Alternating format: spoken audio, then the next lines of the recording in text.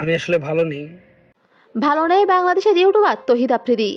ঘর বাড়ি ও ব্যবসায় প্রতিষ্ঠান সব কিছুই ভেঙে চুরে গুড়িয়ে দিয়েছে দুর্বৃত্তরা।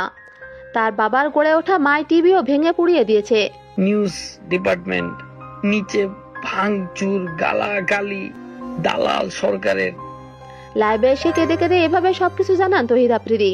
তিনি বলেন, আমার বাবা সবসময় সবার ভালো চাইতো।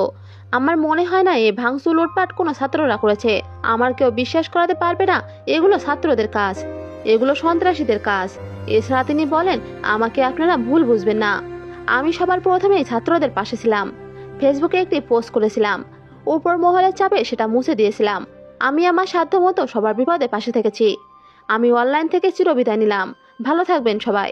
আমি বারবার পোস্ট দেই, উপর মহল থেকে এত পরিমাণ আমাকে প্রেসার দেওয়া হয়, আমি পোস্ট ডিলিট করি। এন্ডে যে আমার কৈফত দিত আমি কেন এই লাল ছবি দিছি, আমার অমুক রেজিয়া বলতে হয়, অমুক রেজিয়া বলতে হয়, তমুক রেজিয়া বলতে হয়। আমি আর কখনো ইউটিউবিং, ফেসবুকিং বা টিকটকে আমি আর থাকবো না। সবাই ভালো থাকবেন।